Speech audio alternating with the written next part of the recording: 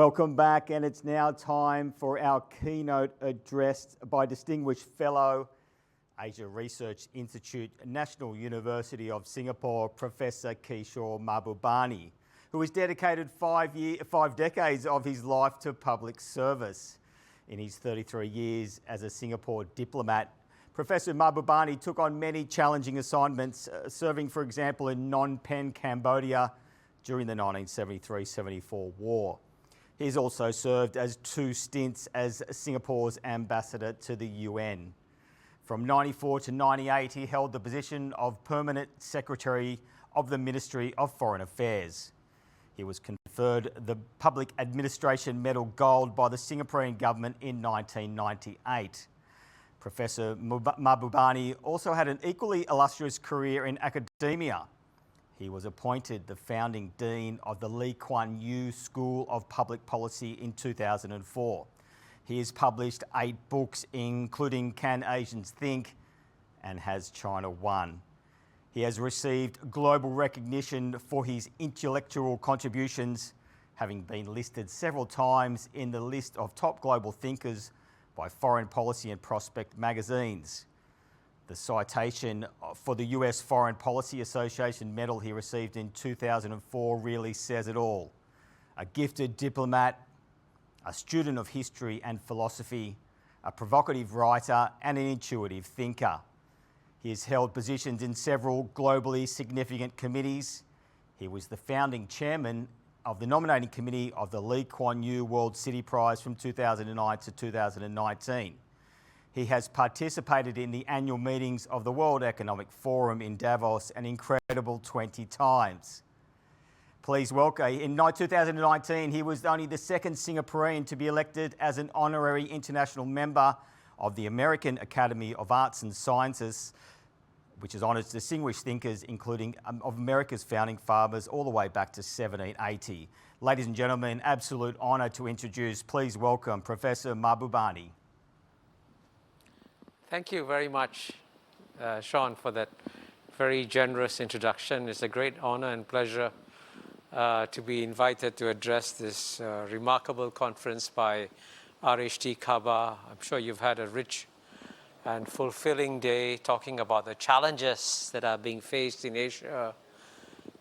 And it's clear that while there are some challenges that come rushing at us, and we can't do anything about it, like COVID-19. The world is still stuck, trying to get out of it. And then you have the larger challenge of climate change, which the panel before also just discussed. You can't do anything about these forces. But there is one great disruption that is almost certainly going to come our way. And this is something that we can do. We can respond to it. And this great disruption is the biggest geopolitical contest that probably we're ever going to see in human history between the world's #1 power today, the United States, and the world's #1 emerging power, which today is China. There is no question that this contest will gain momentum over the next decade. And that's why I wrote my book, Has China Won?, to explain what are the forces driving it. And that's what I'm going to do in my remarks today, explain to you the nature of this US-China geopolitical contest. But even as I do so, I want to emphasize, especially to my fellow Asians, who, by the way, make up the majority of the world's population, that you should stop being passive. Stop being quiet. Speak out. Speak out loudly and clearly and call upon the US and China to adopt a much wiser approach to managing this contest, because it will not just affect Americans and Chinese, it will affect the whole world, including all of Asia. Which is why we need to understand this contest, and after we do so, let's speak out. And that's the goal of my remarks today. Now, to explain the nature of this contest, I'm going to answer 5 questions. First question, what are the structural causes driving this contest? 2, what mistakes were made by US and China in this contest? But the third question, I suspect, is the one that you're all most interested in. Who will win this contest between US and China? Fourth question I'll answer is, how will other countries and regions react to this US-China contest? And finally, what can we do about it? How do we manage it? And that's when I'm going to reiterate my point again, that we should speak out in response to it, but to speak out intelligently and thoughtfully in response to it, we have to understand why it is happening. So this brings me to my first question. What are the structural causes driving this US-China geopolitical contest? And there are at least 3. The first one, by the way, this is a force that goes back thousands of years. It's one of the oldest ironclad geopolitical rules of history, which is that whenever the world's number 1 emerging power, which today is China, is about to overtake the world's number 1 power, which today is the United States, the world's number 1 power always pushes down the world's number 1 emerging power. So when the United States is now making a massive effort to stop China from becoming number 1, it is responding to a geopolitical impulse that's been around for thousands of years. And that's why you notice that even though Trump started this geopolitical contest, Trump is gone, Biden is in. Biden and Trump don't agree on anything except one thing, on China. So the geopolitical contest that Trump started, Biden is continuing. So it shows you that in geopolitics, it's not about personalities. It's about deeper structural forces that are at play. So when the United States tries very hard to stop China from becoming number 1, it's responding to that old geopolitical impulse. But there are 2 other structural forces. The first one, everyone talks about. The second one, nobody talks about because it's politically incorrect to speak about it. And that's the fear of the yellow peril in the Western imagination, a fear that's been there since the Mongols almost overtook Europe 800 years ago. Now, this is something no one in the West will ever mention to you, but it's important that we in Asia understand clearly that this is a factor at play because it explains the emotional dimensions of this US-China contest and why some of the actions that are being taken against China reflect a certain degree of irrationality, and that comes out of the yellow peril. Now, some of you may be wondering, come on, that cannot be true. Surely great countries are not driven by such raw emotions, such as the fear of the yellow peril. Let me just remind you that 130 years ago, the United States Congress passed a piece of legislation called the Chinese Racial Exclusion Act. That alone provides you proof that the yellow peril is real and we have to deal with it. And the third structural force that's driving this contest is a somewhat unusual bipartisan consensus in the United States that China has disappointed the United States. How has China disappointed the United States? Many Americans genuinely, sincerely, I must say, believed that when United States opened up China's economy, subsequently, China's political system would also open up consequently, and China would then become a liberal democracy like the United States of America, and two liberal democracies, China and the US, could live happily ever after. Now, this may seem to you like a fairy tale. It's not a fairy tale. I can tell you that one of the top advisors to President Biden today, a friend of mine, Kurt Campbell, actually published an essay in the magazine Foreign Affairs explaining that that was what America expected China to become. But China clearly is not going to become a liberal democracy soon. And for those Americans who are so disappointed by this, I often say as politely as possible, why is it that a young state like the United States, which is less than 250 years old, with 1/4 the population of China, how can this young country like the United States believe that it can transform a 4,000-year civilization with 4 times the population?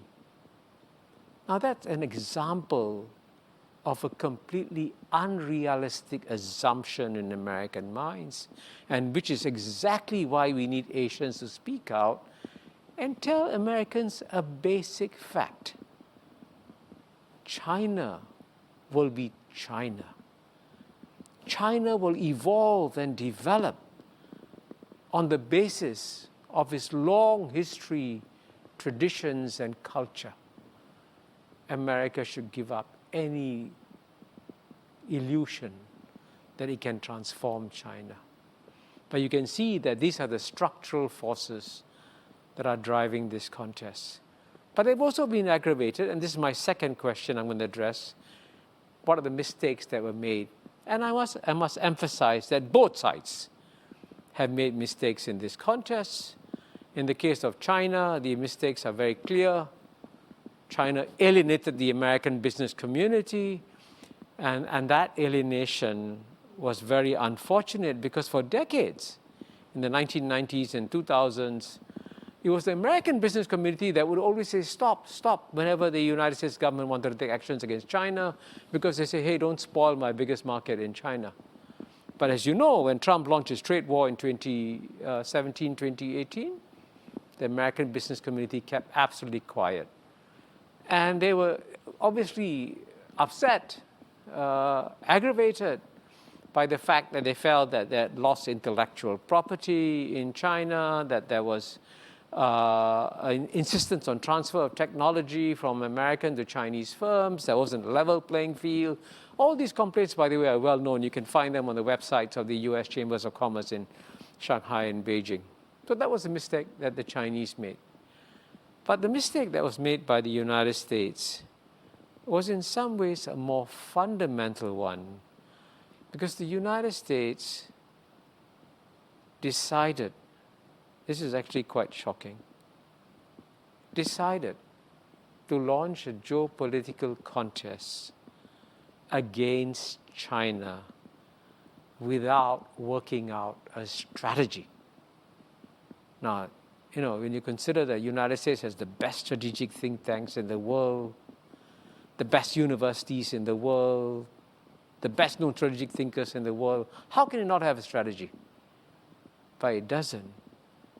And this was confirmed to me by the greatest living strategic thinker today, Dr. Henry Kissinger, when I had a one-on-one lunch with him in March 2018, when I was doing research for my book, Has China Won? And I actually got his permission to say in the book that the United States doesn't have a strategy. And this actually comes through when I also now answer the third question, who will win? And here let me add a simple point. I think I'm basically addressing an Asian audience.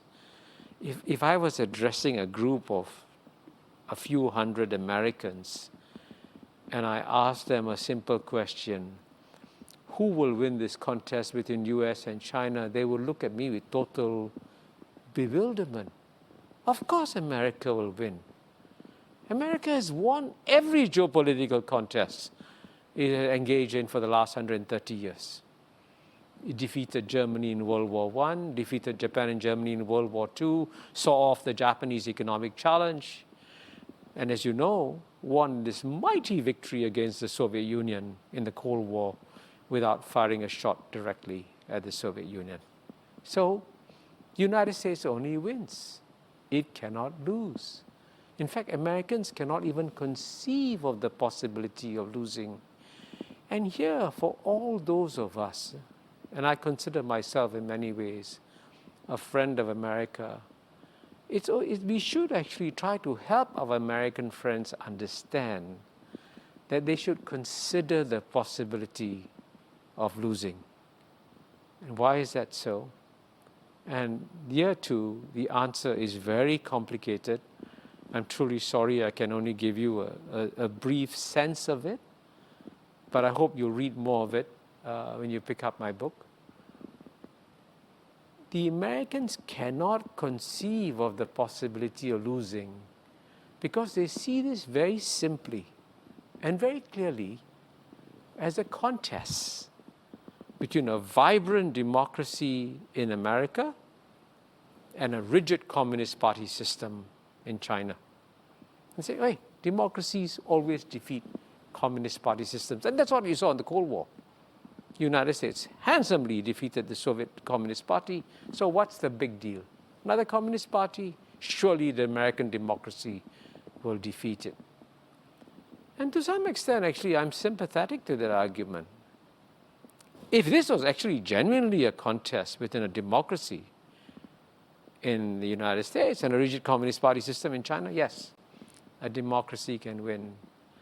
But if you do a deeper analysis of the state of the American society and the state of Chinese society, a very different picture emerges. So the United States functionally today has gone from being a democracy towards becoming a plutocracy. What is a plutocracy? As you know, democracy is the government of the people, by the people, for the people. A plutocracy is the government of the 1%, by the 1%, for the 1% on top. But I want to emphasize, I'm not the one who says this. The late Paul Volcker, the greatest head of the Fed the United States had, used to tell me, he was a friend of mine, the US has become a plutocracy. The Nobel laureate, Joseph Stiglitz, has written a book documenting how US has become a plutocracy. Martin Wolf, the chief economics commentator of Financial Times, has said the US is a plutocracy. And the evidence is there, right? United States is the only major developed country where the average income of the bottom 50% hasn't gone up in 30 years. So as another Nobel laureate said, there's a sea of despair among the American working classes. And that sea of despair explains how Donald Trump was elected president in 2016. And what's even more frightening, Donald Trump may come back in 2024 unless America takes care of the sea of despair among the white working classes.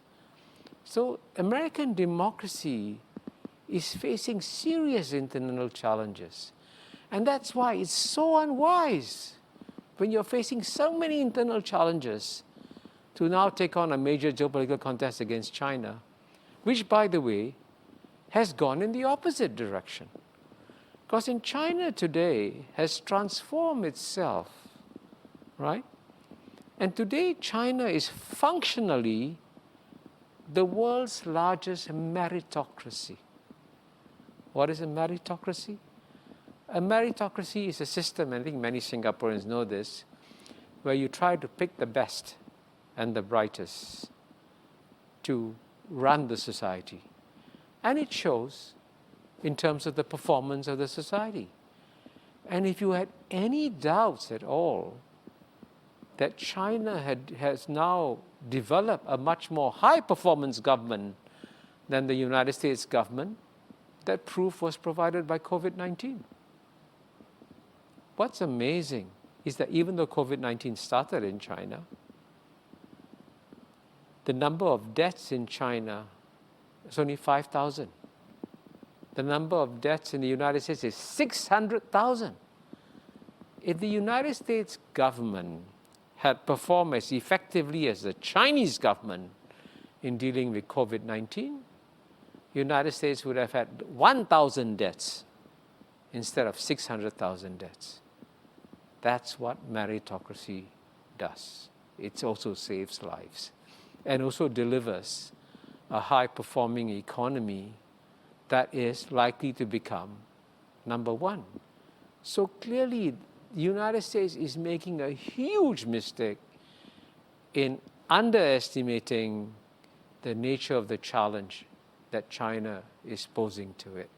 And so therefore we, as friends of the United States, should say, hey, why don't you step back, work out a comprehensive long-term strategy before you launch this contest. Wait and press the pause button, because that will be good for you.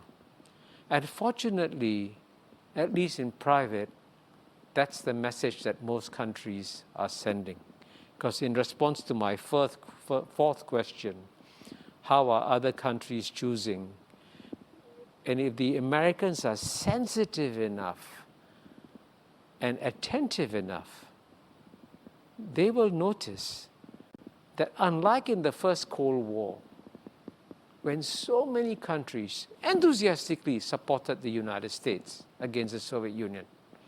So you had the Europeans supporting United States, you had Japan, South Korea supporting United States. You even had major third world countries like Egypt, like Pakistan, like Indonesia, supporting United States in the Cold War against the Soviet Union. But by contrast today, I cannot think of a single government that has the same degree of enthusiasm in terms of supporting this new contest that the United States has launched against China. And that is certainly true in our ASEAN region. And I hope in the discussion later, I know they will be discussing more about ASEAN, but I think by and large, the 10 ASEAN countries, if they have a simple message to put across, the simple message they will put across to both US and China, especially now, is that we have more important, more pressing things to take care of. We have to get rid of COVID-19. Can you please press the pause button on this geopolitical contest and let us focus on fighting our common challenges? I think that's the message that more and more countries are sending, but we need to send them more forcefully, because the trouble with us Asians is that we are too polite and we never convey messages directly. But frankly, in the face of this contest, we should be speaking out more frankly. And all this brings me to my last point about what we should be doing, and the answer I've already given. We should all speak out together in a relatively united fashion and explain to both Washington, D.C. and Beijing that at a time when the world has to deal with COVID-19, at a time when the world has to deal with climate change, at a time when we are struggling to get our economies back up and running, what the United States and China should do, therefore, is to press the pause button on the contest. Let's focus on fighting the common challenges before we go back to the contest. Thank you very much. Ladies and gentlemen, what a great speech by the great Professor Mahbubani. We're going to take a short break and come back with a discussion Q&A with the great professor. Back in a moment.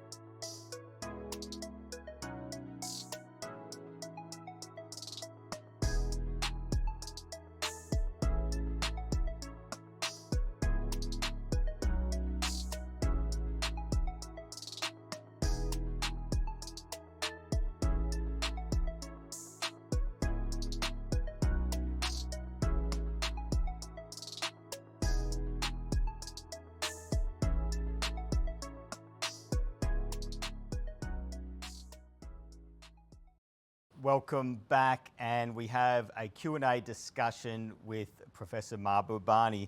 Now, you mentioned the bottom 50% in the US and the standard of living, and proponents of the sort of the integration of the ASEAN would say things like it would be the third biggest population centre and the 5th biggest economy in the world.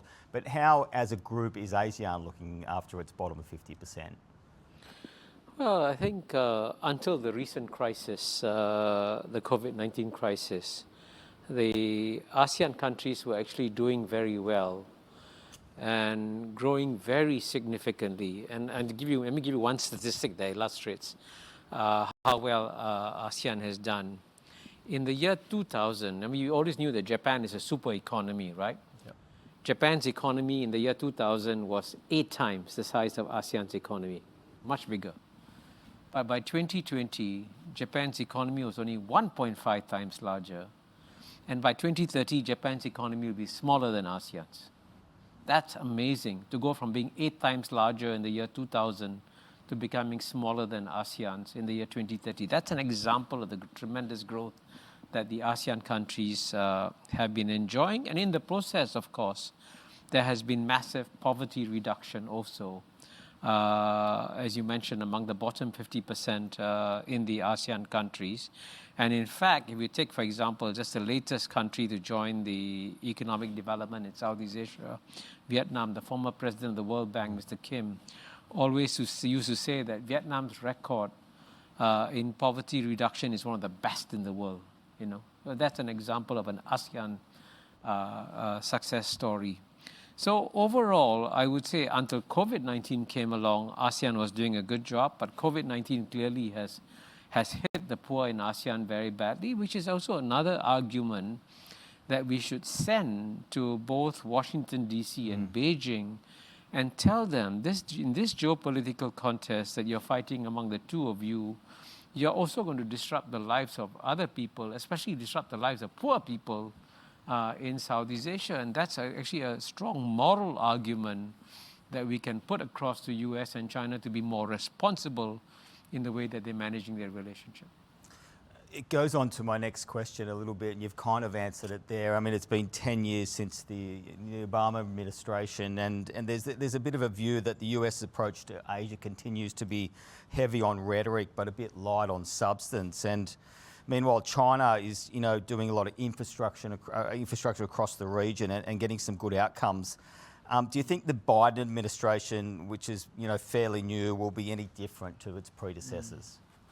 Well, I mean, I think we in Southeast Asia should celebrate and jump for joy that Joe Biden was elected president, because 4 more years of Trump would have been incredibly disruptive. And indeed, I have an article coming out, hopefully in the Straits Times, saying that Donald Trump, in the last 10 months, his administration behaved very recklessly and actually could have started a nuclear war. Wow. So that's an example of why we should be grateful that Joe Biden was elected president. And I've met some of the people in his administration. They're very sober, sensible, rational people, and we should welcome that.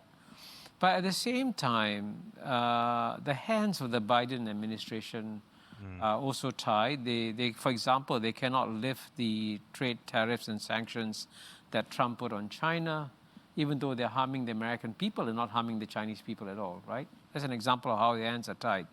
And when it comes to Southeast Asia, what the United States has to understand that the nature of the game in East Asia is all economic and not military. So while the Biden administration has been trying to step up the military presence in East Asia, what's more important is the economic presence. And just to give you one example, how to illustrate how things have changed. Again, going back to the year 2000, right?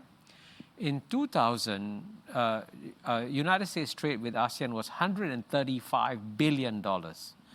And China's trade was only $40 billion. It means less than 1/3 that of United States. But you fast forward to 2020, 20 years later, United States trade has grown from $135 billion to 300 billion, an increase of 2.5 times. But China's trade with ASEAN had grown from $40 billion to $600 billion, 15 times. Amazing. So, you know, that's the nature of the game. And of course, Obama understood it, since you mentioned Obama. And Obama proposed the Trans-Pacific Partnership to try and anchor the presence of the United States here in East Asia. And all of us here welcomed the Trans-Pacific Partnership, negotiated it in a hurry and agreed to it. And then, of course, Trump withdrew from it. And the great tragedy here is that it was the United States that used to be the champion of free trade. But it's the United States that's walking away from free trade agreements. And China, which was opposed to free trade in the past, now is signing free trade agreements left, right, and center. And certainly the Regional Comprehensive Economic Partnership, RCEP, is going to give a major boost to economic growth in East Asia. And yesterday, what's even more shocking is that China has put in a formal application to join the CPTPP. And this is amazing. The goal of the TPP was to anchor the United States' presence in East Asia. Instead, it is China that is going to join the TPP, successor to the TPP, and the United States can't come back. And therefore, it's very important, for those of us who are friends of the United States, to tell the United States, the game here is economic, not military. You're making a huge mistake by thinking that the contest is going to be a military one. Wow, those figures are amazing. And for ASEAN growing with that 600 billion, how do we then look to emerging like super economies like, say, India? Where do we position ourselves with India?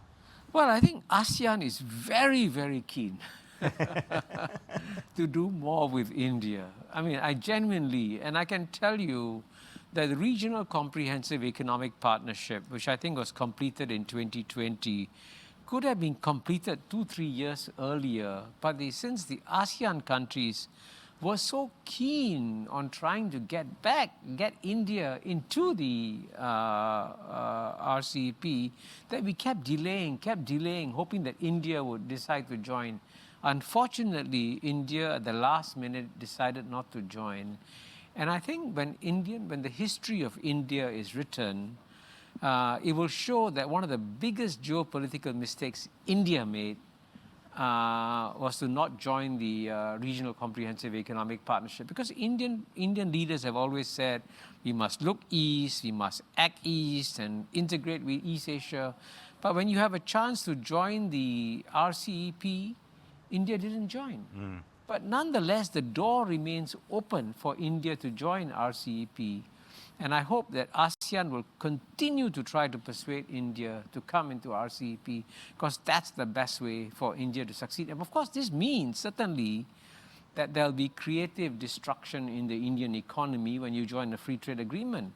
But that, I gave a 1-hour-long speech in honor of a former Indian president, Narayanan. And in that I said that the Indians are among the most competitive economic animals in the world. Indian businessmen succeed all around the world. The Indian government is making a huge mistake in carrying on with protectionist policies when India should be the first to open up its economy to foreign competition. I want to shift the focus now a little bit to Myanmar. Now, we already have a fairly political diverse systems in the ASEAN district. No one would argue that. You could now argue that we have a military dictatorship amongst that. Now, as a group, should we be doing more in that region? And what are your thoughts of the Myanmar situation going forward, especially as businesses in ASEAN? Well, I can say this is a straight face. Since I wrote a book called The ASEAN Miracle, ASEAN has had lots of experience in military dictatorships. Indonesia under Suharto was a military dictatorship. Philippines under Marcos was a military dictatorship. Thailand was a military dictatorship. So now having Myanmar as a military dictatorship is not a new experience for us. But nonetheless, what happened in Myanmar was a setback for ASEAN. And it's such a pity that Aung San Suu Kyi and her political party and the military couldn't compromise and find a solution. And I would say in this regard, the sad part here is that both sides are in some ways responsible for the collapse in consensus, because I believe that if Aung San Suu Kyi and her political party had been a bit more flexible, and if the military had been a bit more flexible, they could have arrived at some kind of a compromise. And it's good that the ASEAN countries haven't given up on Myanmar. We are not going to expel Myanmar. It's good that the ASEAN countries have appointed an envoy, special envoy, to talk to Myanmar. And then we should try to solve it the ASEAN way without lots of grandstanding, but quietly nudge both sides to come to some kind of compromise and learn to live and work with each other, because that's what you need to do in Myanmar. Do you think it's deterring global companies from coming into the region? I mean, it's a big story here in ASEAN. It's a big story regionally. Is it getting out? Is it a big story globally? Is probably what I'm trying to say. And is that affecting investment to the region? Well, I think Myanmar has always been an outlier within ASEAN. So it's had the most troubled recent history, and therefore Myanmar gets very little foreign investment from overseas. But what happens in Myanmar stays in Myanmar and doesn't affect investment in the rest of ASEAN. So one little known fact is that ASEAN actually has got more American investment than China, South Korea, India combined. Wow. Amazing. It is. And the ASEAN countries are relatively poor countries compared to the more developed countries. And so that is actually quite shocking, how much American investment there is in Southeast Asia, which is another reason why the United States should adopt a different policy towards ASEAN. Sure. And focus on the economic engagement with ASEAN. So ASEAN can help the United States in two ways. One is that many American firms don't want to place all their bets on just manufacturing in China. Mm-hmm. So they're looking what they call a China plus one strategy. Yep. So the plus one can be the ASEAN countries, can be Thailand, Malaysia, Singapore, Indonesia, and so on and so forth. And then the second way that ASEAN can help the United States is that ASEAN is now emerging as one of the new large consumer markets in the world. So for American firms looking for new export markets, they'll find that Southeast Asia is a good export market for them.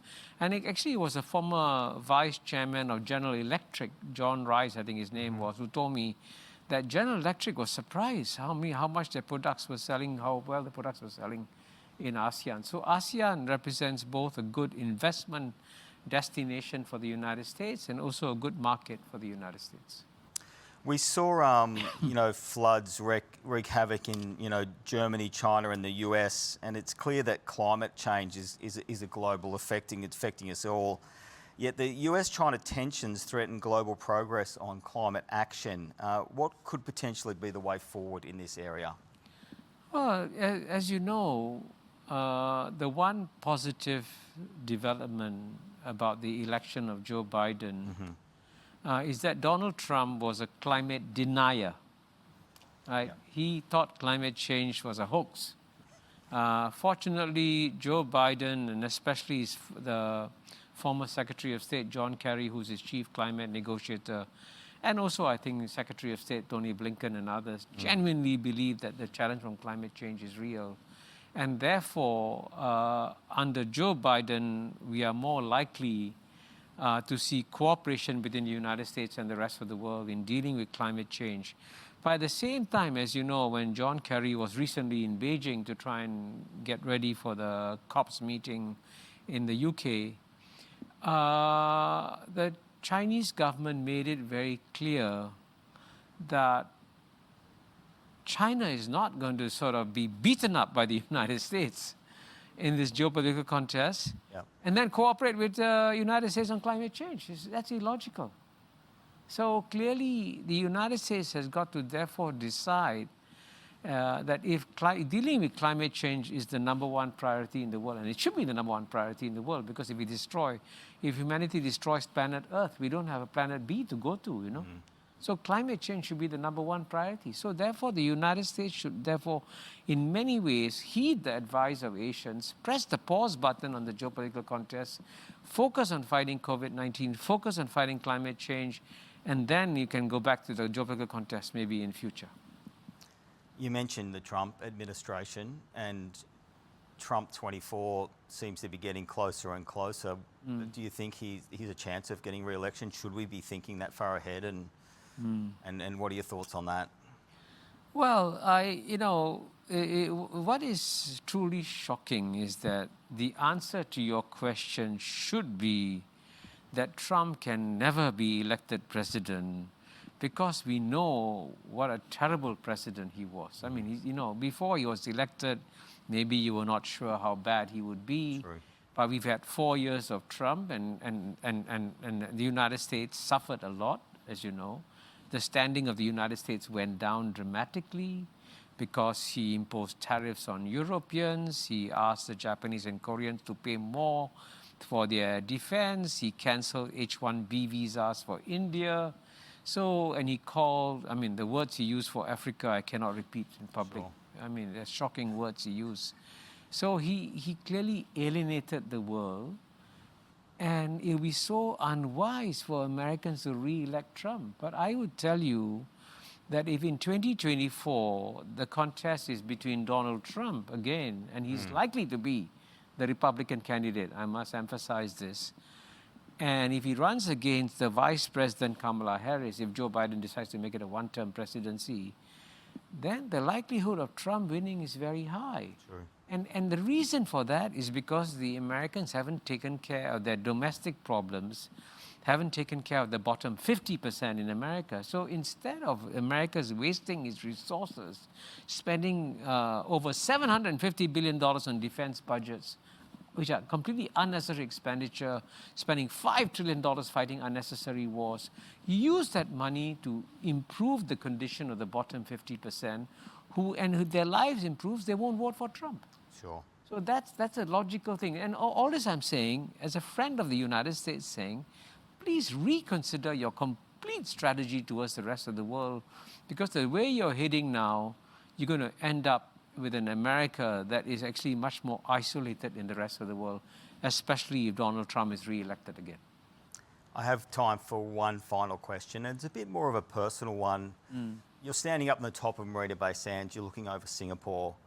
You've been around here for, over 70 years, I do believe, although you're looking more like 50 years. And I saw you don't wear glasses as well. That's incredible. The transition of Singapore, you've seen a massive change. And what is the thing that really sticks in your mind? What are you most proud of this beautiful community we live in? Well, I think the great thing about being in Singapore today is that Singapore today is can be the most promising city in the world. And let me explain what I mean by that, okay? Sure. Now, the 19th century was the European century, and the capital of the European century was London. The 20th century was the American century, and the capital of the American century was New York. Yep. I have absolutely no doubt that the 21st century will be the Asian century. And if anybody is looking for a capital for the Asian century, there's only one city in Asia where the 4 major civilizational streams of Asia, the Chinese civilizational stream, the Indian civilizational stream, the Muslim civilizational stream, and also, very equally importantly, the Western civilizational stream, all 4 civilizations are at play in Singapore. So Singapore has got a tremendous opportunity to become the capital of the Asian century. So even though we've had great times so far, I think the future will be even greater for Singapore. Wonderful words to end on. Ladies and gentlemen, would you thank Professor Kishore Mahbubani? Thank you so much for your kind wisdom.